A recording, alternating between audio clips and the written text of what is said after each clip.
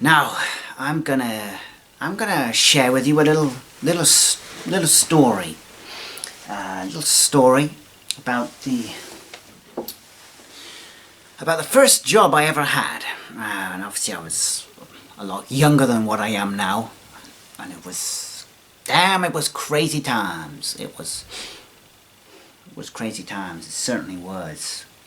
And I wanted to be an artist, and all this kind of thing. And well, there's not many jobs out there for artists. And if you're an artist, you probably can empathize with me that there's not a lot out there, in terms of like money.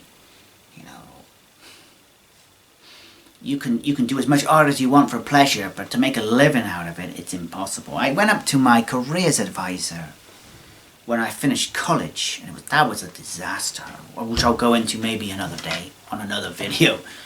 Total disaster.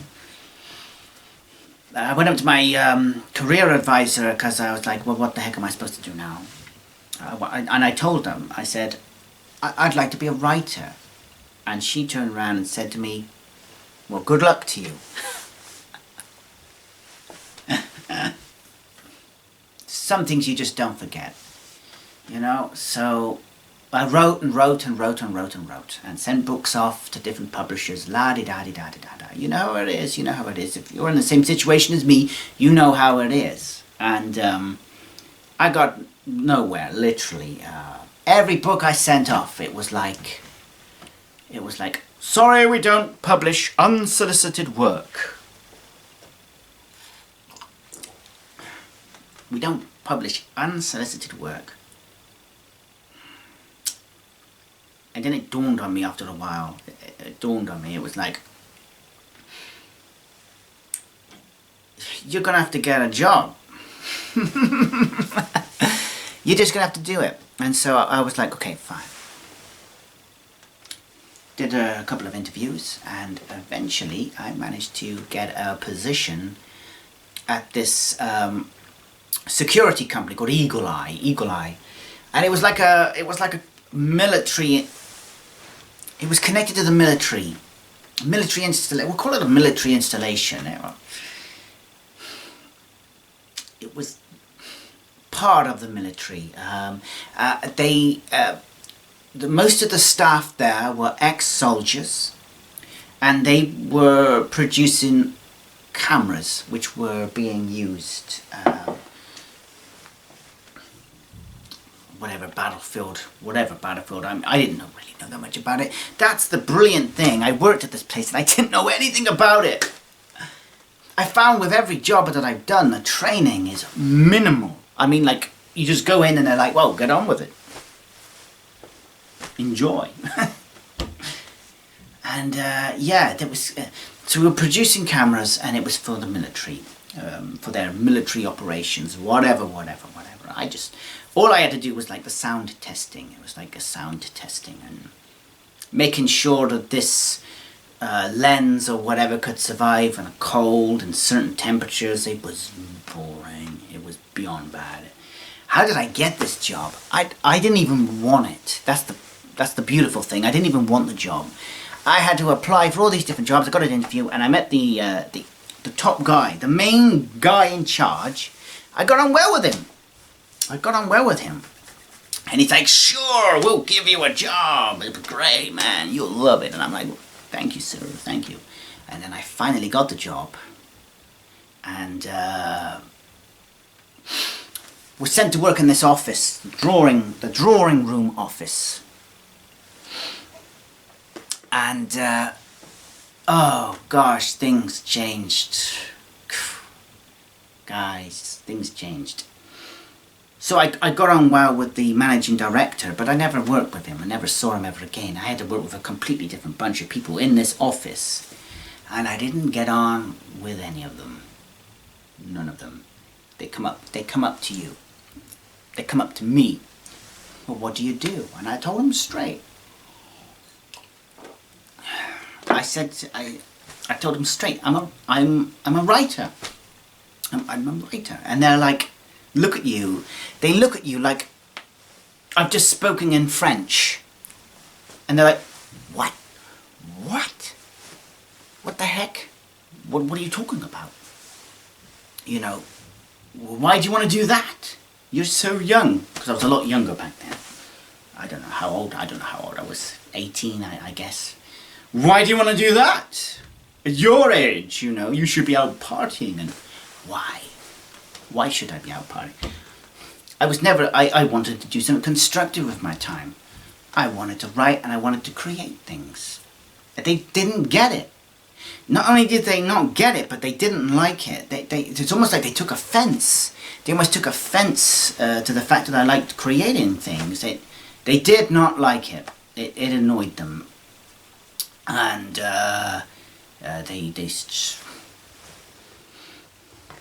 basically turned around and they basically turned around and said, well, we don't like you and we don't want you in our office. And so you got this little corner over there that you can sit in. You're not part of our team, you know.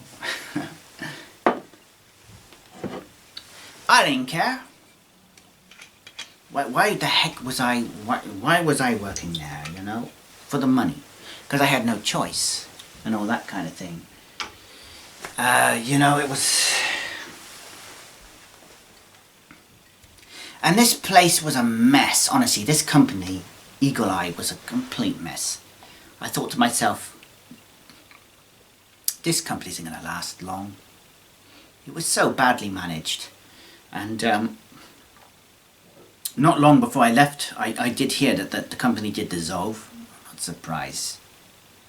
You know, they go on and on and on about... I've worked in lots of places and they go on and on and on about health and safety and all this kind of higgledy-majiggery. And Eagle Eye health and safety didn't exist. There was no such thing. There were wires all across the damn wall. Wires all across the damn floor. Which you could trip up and break your neck on easily. There was a hole, and I kid you not, there was a hole in the wall that led outside.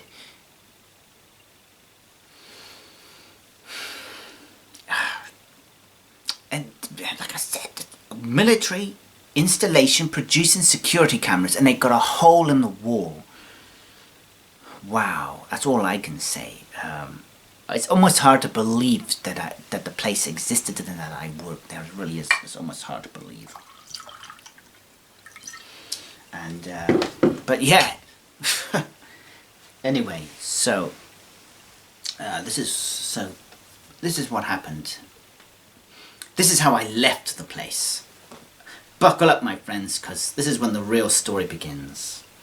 And to elaborate on things, I'm going to pretend to be some of the characters, dress up, just to make the story a little bit more, shall we say, interesting, rather than me sat here waffling on.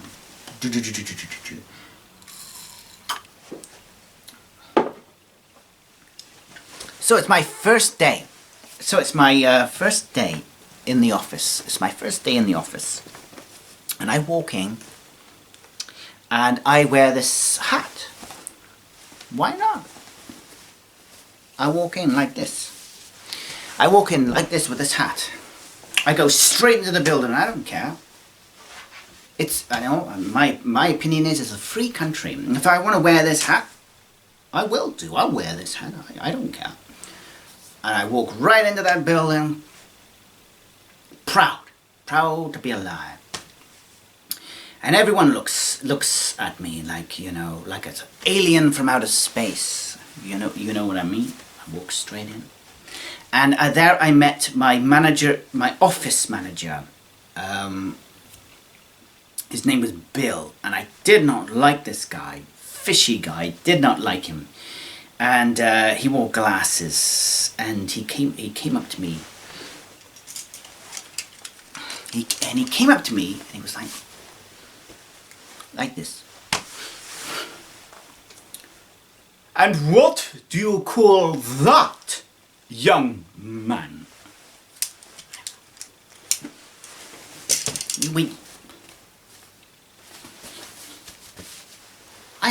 I'm sorry, but do you have something against my hat? Do you have something against my hat? Well, you can't wear that thing in here. My gosh! Everyone will think you're completely mad, you know. Completely mad. Mad. Look, I say to him, now look here. I am perfectly entitled to wear this hat. It's just a hat at the end of the day. Who cares? Who cares? I'm going to wear this hat and I'm going to walk around and be proud. It's a free country. And if I want to wear this, I will do. And if you have a problem with it, I'm sorry. I mean, you know, damn and blasted. I'm going to carry on. Well, that attitude will not go down well, he said. I really did not like this guy. I really didn't like him, you know. You know, it's up to me, you know. If I want to wear my hat, I will do. And I sat down to my computer and I got on with my work. Make sure I got on with my work and it was all good. As far as I was concerned, it was all good. I did the job. I did what I had to do. But they took offense to my hat. What business has it got to do with them? I don't know. And so anyway, they didn't want me working in the office with them. They said I was an embarrassment to them. I'm an embarrassment? What's embarrassing about me? I'm just a normal guy, you know? You just don't like my hat. So they sent me downstairs to work in the kind of like this big warehouse that was run by this little dwarf. There was a little dwarf who ran this this warehouse, and he was a hoarder. He was like a squirrel. He'd collect everything and pile it all up. Unbelievable guy. And I kid you not. The first time I saw him, he was up in a tree. He used to like feed the birds, but every time I started, he was up in a tree, up in the tree, and I'd be just stood there, you know, thinking, God, another day at work, breathing in the fresh air, and then I look up and there is this dwarf looking at me through the trees like this. He'd have his glasses on. And he'd be like going.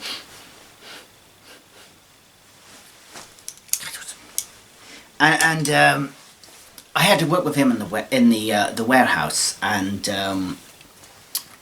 next door there was this guy called George. We called him Old George, and he was crazy. He was crazy. He was so aggressive. He was up for a fight, and I'm like, hey, look, I don't want to fight. I just want to do the job and go. And he's like, you talk to me.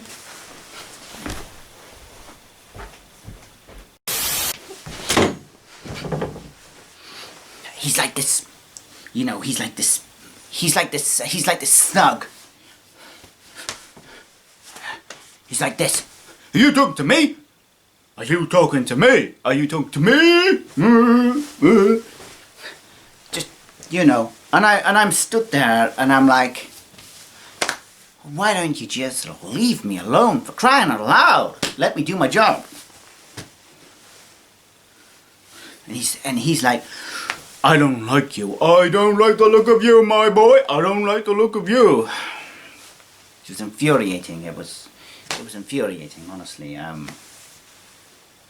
Absolutely. I was at a loss. What am I supposed to do with these crazy people that I'm working with? Anyway, eventually, after a couple of days, we came to the crunch. And this is where things changed.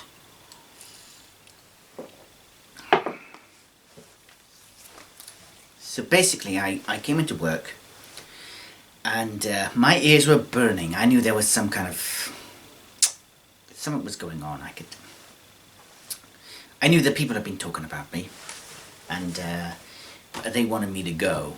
I know they did. I just know. I came in and I had a lot of mean looks given my way, honestly, a lot of mean looks. And old George comes up to me. He's like,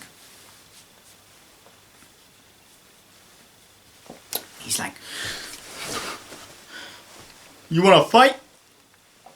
Do you wanna fight me, boy? Huh? I'll show you. I've taken on bigger guys than you in the past, huh? Come on! Come on! And, I kid you not, he actually attacked me. He put me against the wall, whoosh, whoosh, several times, and punched me there in my stomach. Now, the third blow came, and I blocked it with my hand. I blocked it, and then I brought it down, and then I sort of karate chopped him. And so he came down, and he, oh, man, he didn't like that. I'd humiliated him. There he was, this bully beef, this big tough brawny guy, and I brought him down. And he looks at me and he's like, I'm gonna get you for this, you.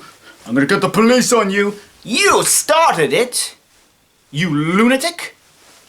I'm gonna get you. Whoa. And I ran away. I mean, what else was I supposed to do? I ran. I left that building, you, faster than light. Whoosh. I was gone. I ran, and I did not stop until I got back to my apartment. Locked myself inside and, you know, poured myself a drink. Poured myself a glass of my best whiskey. And I sat down and I just thought to myself, oh, well, my first day at work. Well, it wasn't my first day at work. It was like my 5th day at work. And 5 days into the job. Well, it hasn't gone very well. It hasn't gone very well at all, has it? 5 days in and I'm attacked. Crazy things go on in these limited companies, honestly. Crazy things go on. I've seen it. And I thought, well, that's it. That's that job done with. And so I sat down on my sofa. I thought, you know, 40 winks, all that kind of thing. And then suddenly I heard this.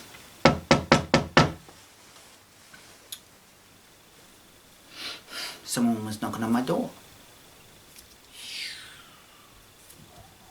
So, well, obviously I answered it. Who was it? None other than Bully Beef. Old George.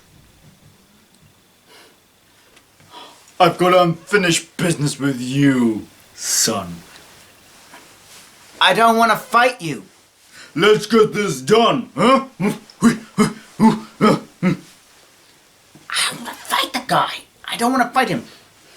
But he wants blood. Oh, I'll get you. I was like, right, that's it. I made a run for it.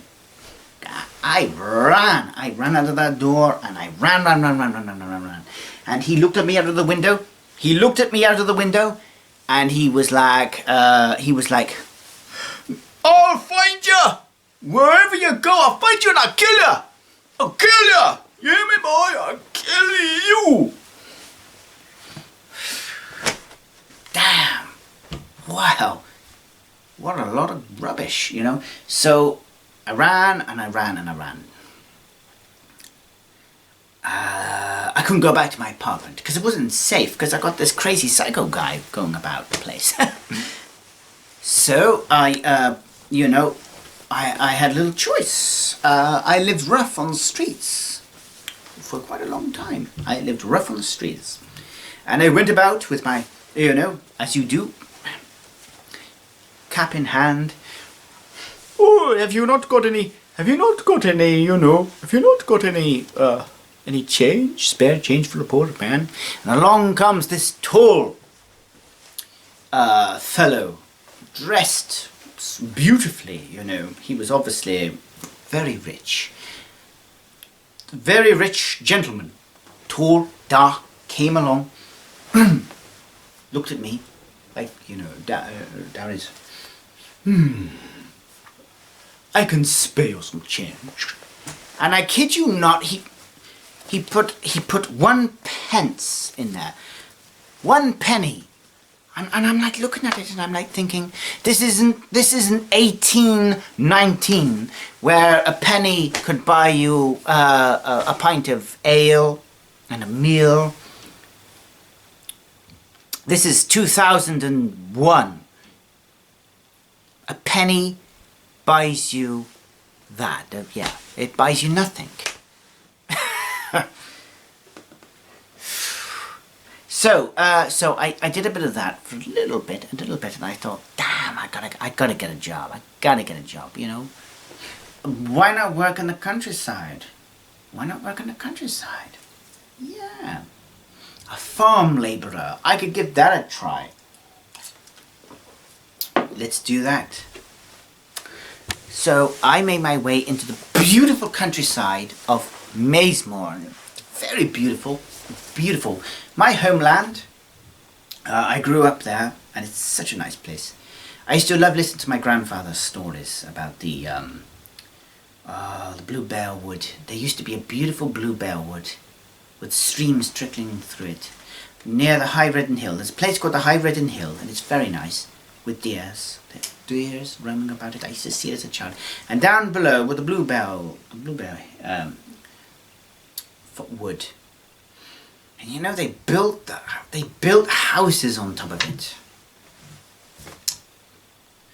And anyway, so I made my way over to Maesmore. It was very nice. And there I met this farmer. And the most eccentric gentleman that you could ever meet. So eccentric and so crazy, you know. I just couldn't believe it. And he was stood there. The first time I met him, he was leaning on a fence, like so. And he was leaning on a fence, and he was smoking. I kid you not, smoking 2 pipes simultaneously. Like that. Woo! He was like this. I don't know. I'm like, you know, why you smoking 2 pipes? Surely that can't be good for you, you know.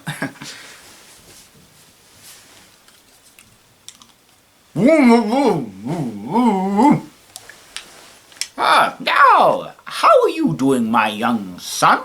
Are you okay? Are you looking for a job, eh?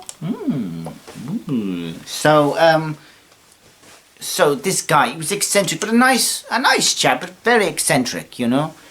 And I worked for him for a couple of months. I did, and the money wasn't good, and I slept in a barn, which was really unpleasant. But he was a great guy. And he came up to me one day, and he came up to me and he said, "My young boy," he said, "young boy, I like you. You've done me good. I want to give you a gift." A gift. I'm ready.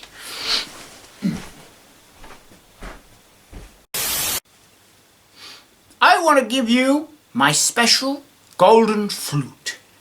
It's a beautiful thing. It'll make you your fortune, my son.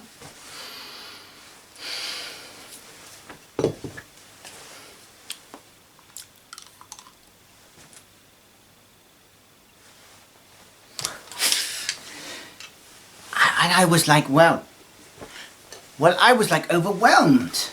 I was like, well, thank you very much. Thank you very much, my good man. Thank you. It's very good of you. Very good of you. And me and this flute. It's not a flute, it's a whistle. Well, we've never been separated since. Never been separated. And I left the farm and I returned to the city. I returned to the streets and I began to play music.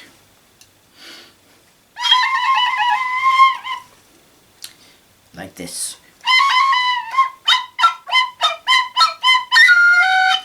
And a crowd started to gather around. They loved it. They absolutely loved it. It was amazing. You're very good with that whistle, I say. You're very good with that. And I'm like, it's me. And so I started to play the old whistle. Wherever I went, I played the whistle.